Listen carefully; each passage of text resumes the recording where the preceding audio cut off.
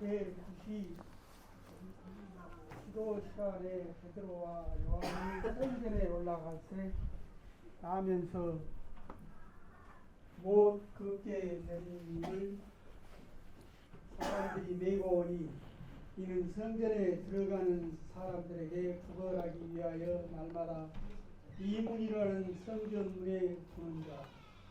그가 베드로와 요한이 성전에 들어가려 함을 보고 구걸하거늘 베드로가 요한과 더불어 주목하여 이르되 우리를 보라 하니 그가 그들에게 무엇을 얻을까 하여 바라보거늘 베드로가 이르되 은과 금은 내게 없거니와 내게 있는 이것을 내게 주노니 나사렛 예수 그리스도의 이름으로 일어나 걸으라 하고 오른손을 잡아 일으키니 발과 발목이 곧 힘을 얻고 뛰어서서 걸으며 그들과 함께 성전으로 들어가면서 걷기도 하고 뛰기도 하며 하나님을 찬송하니. 아멘. 아멘.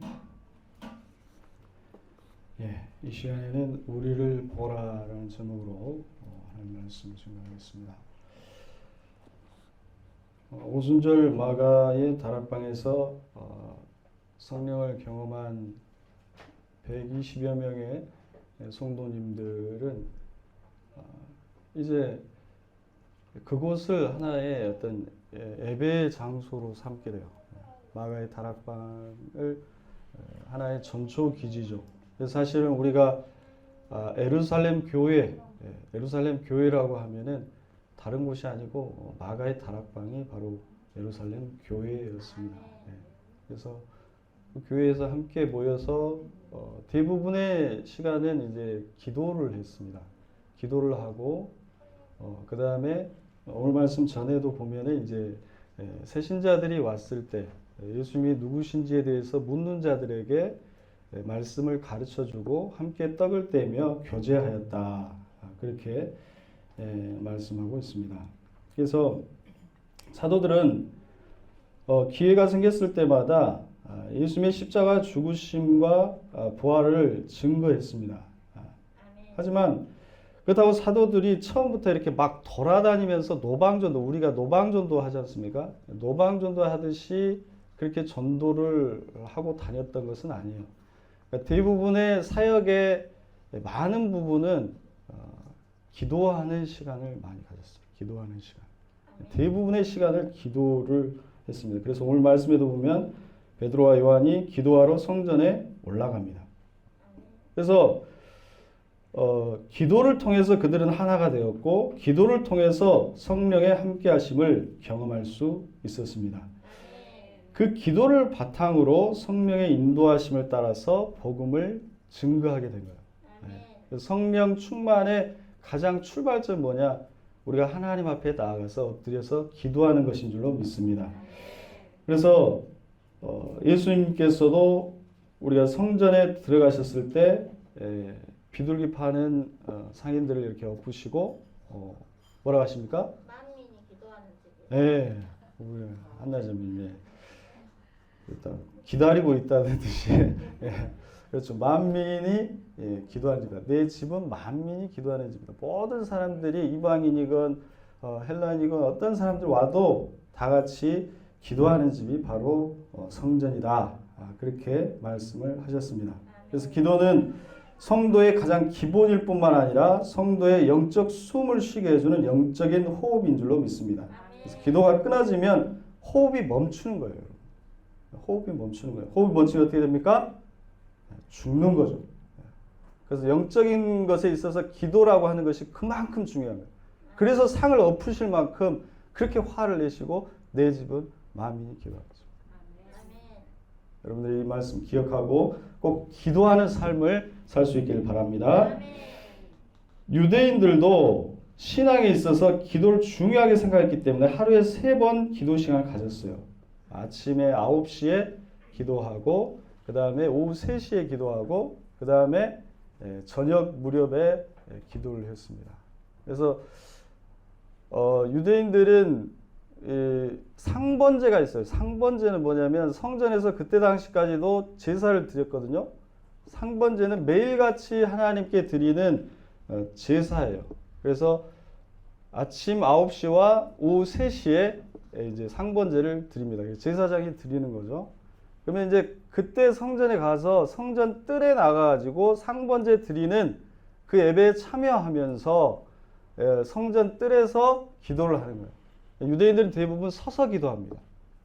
서서 기도하고 성경책, 토라죠. 토라를 읽으면서 기도하는 사람이 많았어요. 그래서 여러분들이 기도가 안 된다 그러면은 성경책을 읽으면 돼요. 성경책 읽는 것이 곧 기도인 줄로 믿습니다. 그래서 베드로와 요한도 예수님을 믿었지만 당시에 예수님을 믿는 그리스도교, 즉 기독교는 유대교 안에 있었기 때문에 유대교로부터 이제 분리되는 것은 AD 100년경에 얌니아 회의라는 곳에서 이제 기독교가 완전히 유대교에서 분리되죠. 그러니까 초기 기독교는 대부분 유대교 안에 있었어요.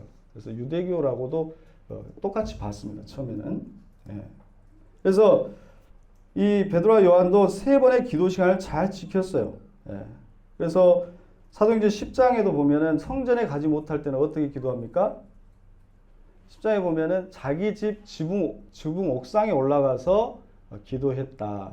그래서 고넬료의 환상을 보죠. 그래서 고넬료를 만나고 그런 것을 볼 수 있습니다.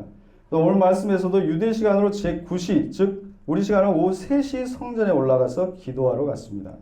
이같이 성령 충만을 받았다고 해서 우리가 곧바로 땅끝까지 가서 복음을 전하는 삶을 사는 것이 아니라는 것이죠. 오히려 일상의 삶으로 우리는 돌아가게 됩니다. 성령 충만한 삶은 일상의 삶으로부터 시작되는 거예요.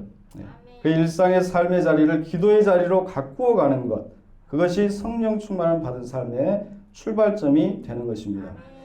베드로와 요한이 성전에 올라갈새라고 오늘 말씀하고 있는데, 이 올라갈새라고 하는 헬라어가 미완료 형태로 쓰였다는 것은 지속적이다는 얘기예요. 그러니까 습관을 찾아서 자기가 매일매일 이렇게 했던 기도의 습관을 쫓아서 올라갔다, 그 얘기를 하고 있는 거예요. 그러니까 이 베드로와 요한은 우연히 한번 기도하러 간 것이 아니라 평소에 계속해서 가던 습관을 쫓아서 성전에 기도하러 갔습니다.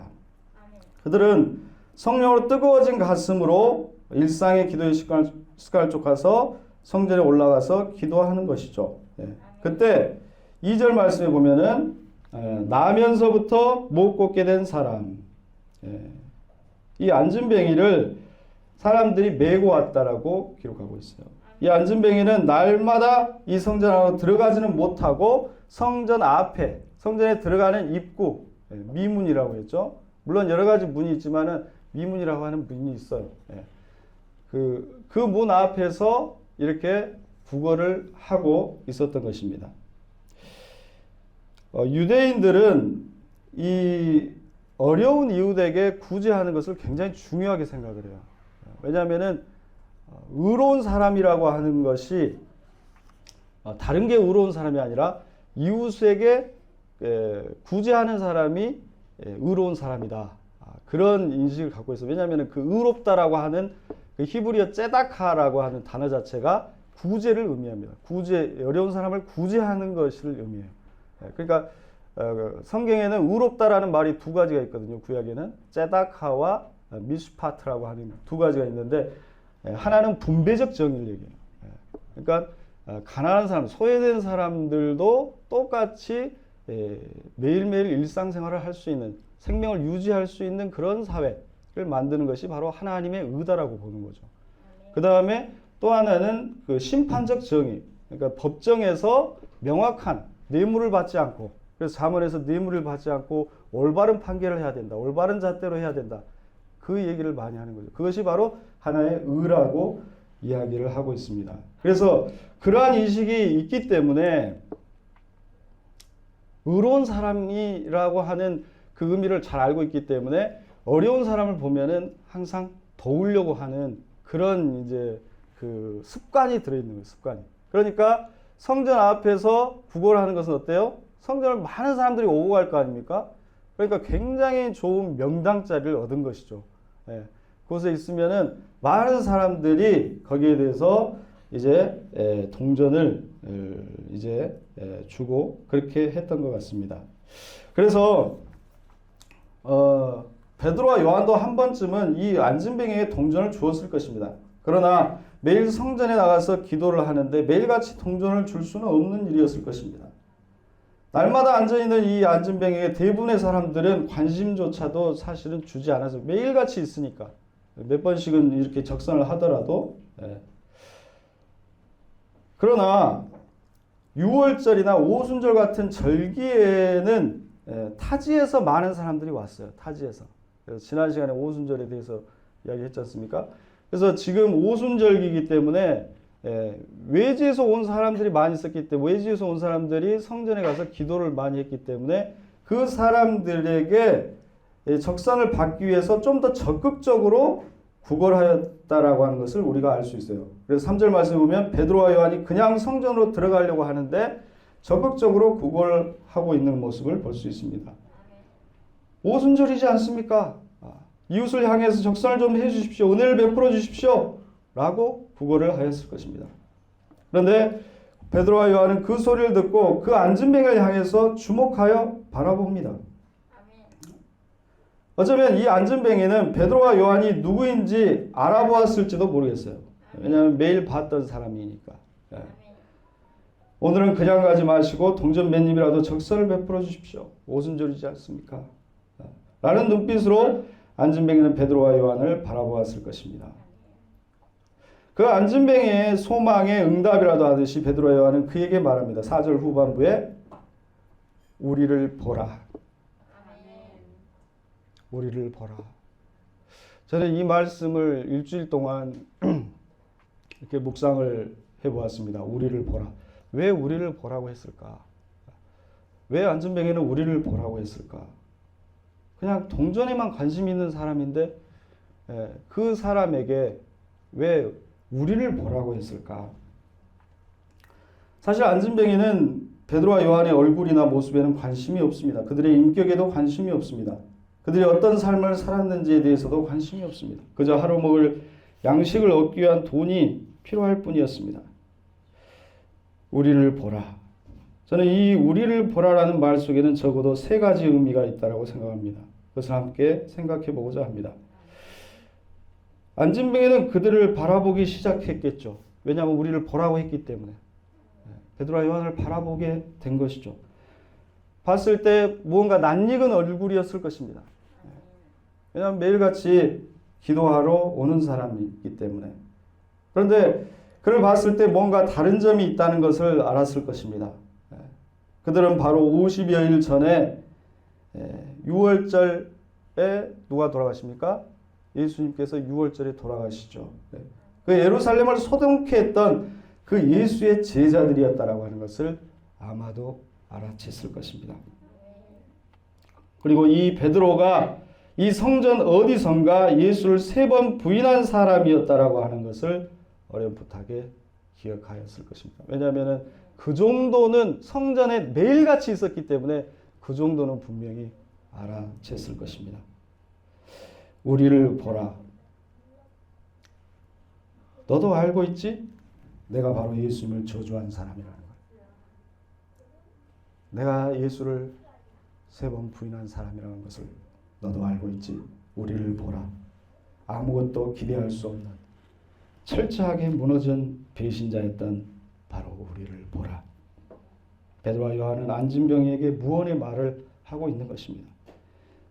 또한 베드로와 요한은 대부분의 유대인들은 성전으로 들어가면서 이 안진뱅이에게 동전을 때로 던져주기는 했지만은 속으로는 어떻게 생각했을까요? 태어나서 한 번도 성전에 들어가 보지 못한 사람이에요. 저 사람을 바라보면서 저 사람은 죄를 지어서 하나님께 벌받은 사람이라고 생각하고 그를 정죄했을 것입니다. 그것은 유대인들이라면 누구나 그랬을 거예요. 누구나. 그리고 자신들은 택함을 받았기 때문에 거룩한 성전에 들어간다라고 하면서 그렇게 들어갔을 것입니다. 우리를 보라. 이제 그 또 다른 의미에는 너를 정죄하였던 우리의 일그러진 그 모습을 보라 라는 의미가 들어있다라고 저는 생각합니다. 그렇기 때문에 내가 너에게 줄 수 있는 것은 아무것도 없다. 나는 나에게 기대할 것이 아무것도 없다. 나라라고 하는 인간은 사실 너보다 더 나은 것이 결코 없다라는 거예요. 안진뱅이 너의 삶보다 내 삶이 결코 더 나은 것이 없다라는 거예요. 베드로와 요한은 지금 철저히 이 안진뱅이보다 더 높은 위치에 서 있는 것이 아니라 더 무엇을 가진 상태에서 그 사람을 바라보고 있는 것이 아니라 오히려 더 낮은 자리에서 이 안진뱅이를 바라보고 있다는 것입니다. 마지막으로 우리를 보라 라는 의미 속에는 우리의 지난날의 모습을 보지 말고 지금 우리 안에 계신 그리스도를 보라. 그리스도를 보라. 그 의미가 들어있습니다. 너가 알고 있던 베드로는 죽었고 이제 다시 태어난 베드로가 내 앞에 있다. 내가 부인했던 예수님이 부활하셨다. 내가 부인했던 예수님은 나를 용서하시고 다시금 나를 품어주셨다. 그리고 부활하신 몸으로 나에게 찾아오셔서 나를 다시금 용서해 주시고 나를 사랑한다라고 말씀하셨다. 그분이 바로 내 안에 계신 나사렛 예수 그리스도이시다. 내 안에 계신 그리스도를 보라. 이제 나는 은과 금은 없다. 너가 기대하는 것은 아무것도 줄 수 없다. 그러나 지금 내가 유일하게 줄 수 있는 것, 내게 유일한 것으로, 내가 가지고 있는 유일한 것으로 너에게 주느니 나사렛 예수 그리스도의 이름으로 일어나 걸으라. 동전을 기대했던 안진뱅에게 주어진 것은 바로 나사렛 예수 그리스도의 이름이었습니다. 성전 미문 앞에서 매일같이 구걸하는 이 안진뱅이가 성전 미문 바로 위쪽에서 예수님이 순환당했거든요. 브라이도리온이라고 하는 그 뜰에서 빌라도에게 고난을 받습니다. 수많은 사람들이 몰려왔어요. 십자가에 못 박으라고 외쳤습니다. 그 안진뱅이가 그 사건을 알지 못했을까요? 결국 골고다 십자가에서 돌아가신 나사렛 예수에 대한 사건을 모를 리가 만무했습니다. 그리고 그 십자가로 향하는 예수를 부인한 사람이 바로 베드로라고 하는 정도는 분명히 알고 있었을 것입니다. 그런데 그 베드로가 자신에게로 와서 나사렛 예수 그리스도의 이름으로 일어나 걸으라. 그 베드로의 외침 속에는 그분이 무너졌던 나를 다시금 일으키셨다. 그분이 부활하셨다. 그분이 나를 일으키셨다. 그분이 바로 그리스도다. 그분이 바로 하나님의 아들이시오. 우리의 구원자시다. 그분이 나를 용서하셨다. 나를 받아주셨다. 이제 나사렛 예수 그리스도의 이름으로 너에게도 주노니, 그 이름을 너에게도 주노니 그분이 또한 너를 일으키실 것이다. 라고 말하고 있는 것입니다. 놀랍게도 안진뱅이는 그 베드로의 말을 믿었어요. 그리고 그가 말한 예수 그리스도를 믿었습니다. 3장 16절에 보면 그 이름을 믿음으로 그 이름이 너희가 보고 아는 이 사람을 성하게 하였나니 예수로 말미암아 난 믿음이 너희 모든 사람 앞에서 이같이 완전히 낫게 하였느니라 라고 증언하고 있습니다. 어떻게 안진뱅이는 베드로가 전한 나사렛 예수 그리스도를 믿을 수가 있었을까요?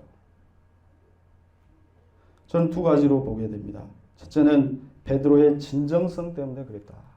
베드로의 진정성. 진정성이라는 건 뭘까요? 지금 베드로의 상황을 보십시오. 베드로는 여전히 서부 영화에 보면 원티드, 소위 말해서 찾고 있어요 지금. 예. 이 사람은 찾기만 하면은 사람들이 고발만 하면은 이 사람은 잡혀갈 사람인 거예요. 예. 여전히 찾고 있습니다. 그래서 실제로 사장에 가면은 회당에 끌려갑니다. 예. 바로 끌려가요. 예.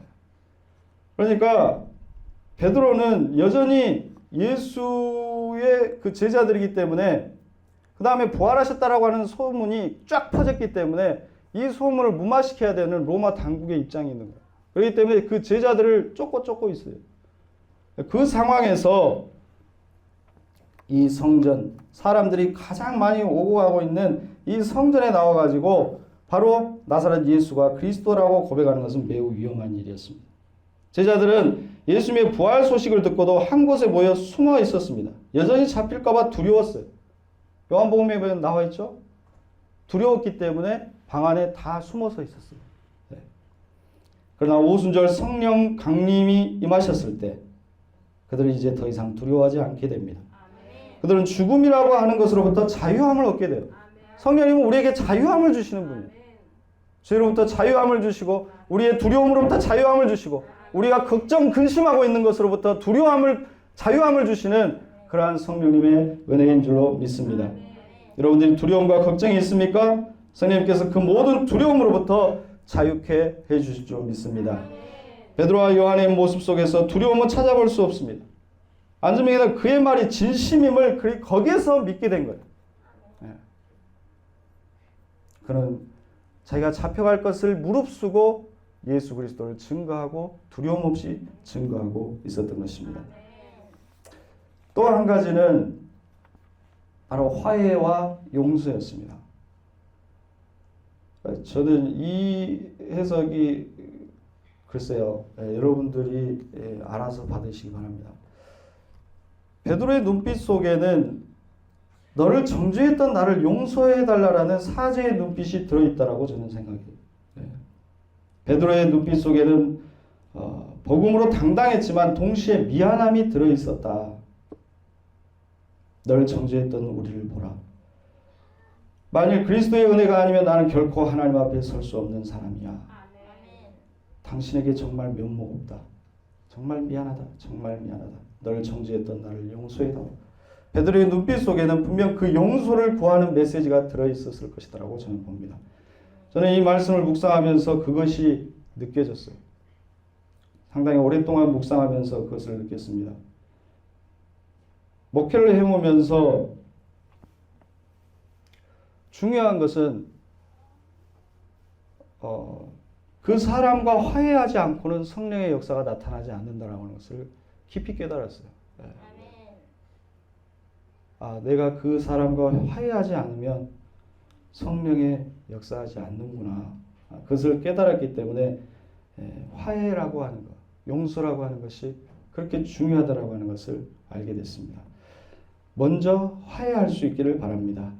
누가복음에도 하나님께 예배와 예물을 드리기 전에 형제와 다툰 일이 있으면 먼저 가서 화해하고 다시 모아서 예물을 드리라고 하죠. 먼저 손을 내밀고 먼저 고개를 숙일 수 있는 것. 여러분, 그 사람이 바로 성령의 사람인 줄로 믿습니다. 주님이 결코 나를 정죄하지 않듯이 마찬가지로 너를 결코 정죄하지 않으신다. 나의 지난 날을 용서해다오. 내가 너를 정죄했던 것을 용서해다오. 나사렛 예수 그리스도의 이름으로 이제 일어나 걸어라. 베드로가 앉은 병에 오른손을 잡아 일으켰을 때 발과 발목에 힘을 얻고 뛰어서 일어나 걷게 되었습니다. 그렇게 오순절 성령 강림 후 첫 번째 기적이 일어나요.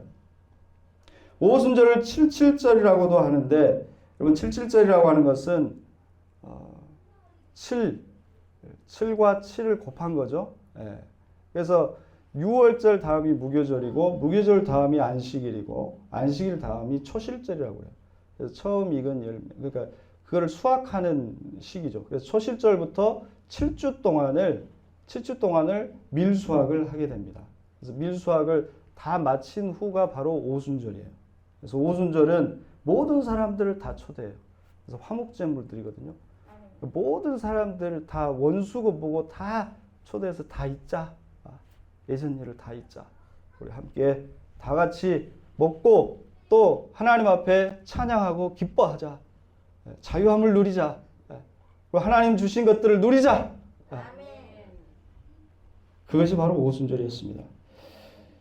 그래서 신명기 16장 10절에 보면 오순절날 너와 내 자녀와 노비와 내 중에 있는 레위인과 너희 중에 있는 객과 고아와 가부와 함께 내 하나님 여호와께서 자기의 이름을 두시려고 택하신 곳에서 내 하나님 여호와 앞에서 즐거워할지니라.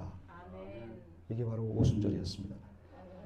오늘 말씀에서도 앉은병이는 오순절에 고침을 받고 하나님을 찬양하며 성전으로 비로소 들어갑니다. 얼마나 성전에 들어가고 싶었겠습니까? 사도행전 4장 22절에 보면 그의 나이가 기록되어 있어요. 40여세가 되었다. 이 안진뱅이는 40여세가 되어서 그때 당시 일반적인 나이가 30세에서 많이 살면 50세 살거든요. 40여세가 되었다고 하면 아마 어린 시절부터 하면 30년 이상을 이 성전 미문에서 구걸했어요. 그러면서 단 한 번도 이 성전으로 들어가지를 못했어요. 얼마나 들어가고 싶었겠습니까? 성전 미문 앞에서 끊임없이 사람들이 들어가는 모습만, 뒷모습만 보았습니다. 그러나 사람들이 이 안진뱅이의 삶에 대해서 아무도 관심을 두지 않습니다. 그러나 하나님의 관심은 이 소외된 이 안진뱅이에게 있었던 것입니다. 그래서 성령 받은 사도들의 첫 표정은 바로 아무도 관심을 갖지 않았던 이 안진뱅이에게 관심을 두는 거예요. 그것은 하나님의 관심이었습니다. 그는 그토록 들어가고 싶었지만 부정한 자라고 낙인치켜서 들어갈 수 없었던 그 성전으로 들어가게 되었을 때 뛰면서 하나님을 찬양했다고 기뻐했다라고 기록하고 있습니다. 그리고 오늘 말씀 8절에 보면 그들과 함께 성전에 들어갔다고 하고 있습니다. 그들과 함께. 그들은 누굴까요? 네, 베드로와 요한이에요. 베드로와 요한과 안진뱅이와 함께 성전에 들어가며 하나님의 은혜를 기뻐하며 함께 기뻐 뛰놀았던 것입니다. 나사렛 예수의 이름으로 일어나 걸으라. 분명히 일어나 걸은 사람은 안진뱅이였습니다. 그러나 여러분, 이 말씀에서 용서받은 사람은 누구였을까요? 용서받은 사람은 누구였을까요? 베드로와 요한이었어요. 안진뱅이를 정죄하고 멀리하였던 베드로와 요한은 안진뱅이와 함께 성전에 들어가면서 함께 기뻐하면서 비로소 안진뱅이와 베드로와 요한은 완전히 화해하게 되었고 화목하게 되었고 그리스도 안에서 한 지체가 되었던 것입니다. 그렇다면 이제 누가 누구를 일으키고 있는 것이죠? 누가 누구를 일으키고 있어요? 이제 베드로와 요한이 안진뱅이를 일으킨 것이 아니라 안진뱅이가 오히려 베드로와 요한을 일으키고 있는 것입니다. 그러므로 오늘 말씀을 이렇게도 읽어볼 수 있습니다. 나를 정죄하던 너희에게 나사렛 예수 그리스도의 이름을 주노니 용서함을 받으라. 안진뱅이가 베드로와 요한의 오른손을 붙잡아 일으켜 세우니라 라고 읽을 수 있는 것입니다. 가톨릭 영성가인 헬로인 나요인이라고 하는 사람은 어느 날 하나님의 부르심을 입고 하버드 대학 교수직을 버리고 프랑스 파리에 있는 장애인 공동체인 라리쉬 공동체에 들어가게 됩니다. 거기에서 평생 남은 생을 살게 되는데 자기 삶에 가장 풍성하고 가장 의미 있었던 시간이라고 그는 고백합니다. 거기서 아담이라고 하는 한 장애를 가진 청년을 만나게 되는데 그 청년은 다른 사람의 도움이 없이는 전혀 움직일 수 없는 중증 장애인이었습니다. 그러나 나후에는 그를 통해서 진정 예수 그리스도를 만나게 됩니다. 그 내용이 이제 거기에 담겨 있어요. 늘 최고의 자리에서 예수님의 사랑과 섬김을 말했던 그는 매우 공허함을 느꼈습니다. 그러나 대학 교수직을 버리고 라리시 공동체에서 홀로는 아무것도 할 수 없는 한 청년 속에서 무능력한 그 청년 속에서 그리스도를 만나고 그런 참된 그리스도의 사랑과 섬김이 무엇인지를 그는 깨닫게 되었던 것입니다. 그리고 나후에는 어떤 강연을 가든지 그 아담과 함께해요. 어떤 강연을 가든지. 그리고 강연하는 바로 옆에 항상 아담을 앉혀둡니다. 나후에는 말합니다. 청중들은 자신보다 아담을 통해서 은혜를 받는다. 나는 그를 도와주는 동역자이다.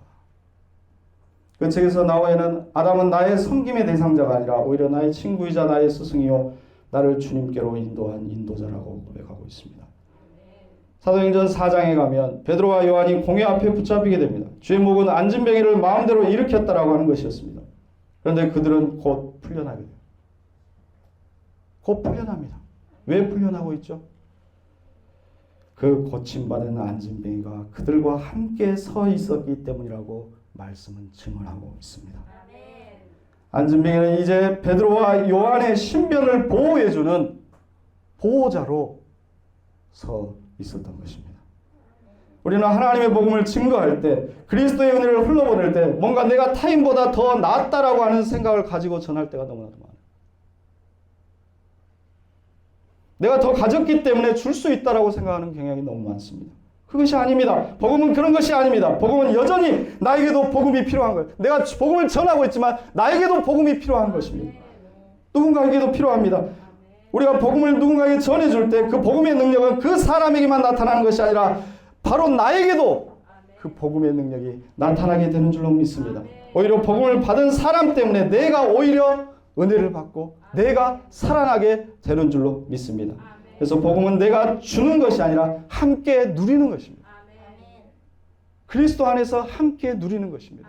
그래서 그리스도 안에서 함께 성전으로 들어가서 함께 주님을 찬양하며 함께 기뻐하며 함께 그 은혜를 누리게 되었던 줄로 믿습니다. 베드로와 요한은 이 첫 표적을 통해서 그들은 자신들의 지난날의 모습에 대해서 치유를 받을 수 있었습니다. 오직 성령이 너에게 임하시면 예루살렘과 온 유대와 사마리아와 땅끝까지 이르러 내 증인이 되리라. 성령이 임하였을 때 그들은 그들의 가장 깊은 아픔이었던, 여러분들 1장 2장을 읽어보십시오. 어떤 문제를 먼저 해결합니까? 가룟 유다의 문제를 해결해요. 그들과 함께 3년을 공생애를 함께했던 그 가룟 유다의 문제를 먼저 해결하고 있습니다. 그가 받은 그 돈으로 바로 나그네의 밭을 사서 나그네의 묘지를 삼아서 아무도 관심을 가져주지 않은 나그네들이 묻힐 수 있도록 그걸 삼으로 인해서 공동체가 그거로 말미암아 치유함을 받습니다. 가룟 유다의 삶도 하나님께서 결국 의미 있게 해주신다. 그러한 것을 통해서 바로 그들은 치유함을 받게 되었습니다. 그리고 예루살렘으로 나아가서 예루살렘 중심부에 있는 성전에서 안진뱅이를 일으키고 그와 화해함으로써 주님을 부인했던 과거를 그들은 씻어낼 수 있었던 것입니다.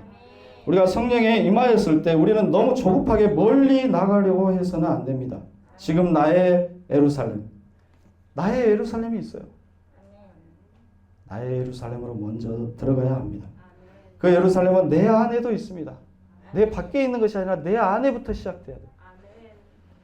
내 안에도 있고 내 곁에도 있고 내 가까이에도 있습니다. 먼저 여러분들이 기도의 자리로 나갈 수 있기를 바랍니다. 회복과 치유의 자리로 나갈 수 있기를 바랍니다. 용서와 화해의 자리로 나아갈 수 있기를 바랍니다. 그 나의 예루살렘에서 나와 너의 관계가 회복되었을 때 비로소 성령께서는 또 다른 온 유대와 사마리아와 땅끝까지 이르러 내 증인이 되게 하시는 그 하나님의 역사를 우리를 통해서 이루실 줄로 믿습니다. 기도하겠습니다. 사랑해 주님 감사합니다. 베드로와 요한이 성령 받은 후에 가장 먼저 일으킨 사람은 매일같이 만나고 보았던 성전 미문의 안진뱅이였습니다. 주님, 우리는 오늘 누구를 먼저 일으켜 세워야 합니까? 먼저 그리스도 안에서 내 자신이 일어나게 하여 주시옵소서. 나는 일어날 필요가 없다고, 나는 이미 일어났다라고 자만하는 것이 아니라 주님 앞에 더욱 낮아지게 하시고 더욱 십자가를 바라보게 하시고 주님의 십자가 안에서 일어나게 하여 주시옵소서. 그리고 나와 가장 가까이 있는 사람의 손을 붙잡아 일으키게 하여 주시옵소서. 주님의 그 일으키심으로 우리가 함께 뛰놀며 주님 안에서 함께 주님을 찬양하며 함께 춤추는 은혜가 있게 하여 주시옵소서. 나만 기쁜 것이 아니라 함께 기뻐하며 함께 즐거워하며 함께 하나님을 찬양하게 하여 주옵소서. 그리하여 예루살렘과 온 유대와 사마리아 땅끝까지 이르러 내 증인이 되려고 하신 그 주님의 말씀과 같이 주님의 참된 증인의 삶을 살아갈 수 있도록 은혜 내려 주시옵소서. 이 싸움에 예수 그리스도의 이름으로 기도드리옵나이다.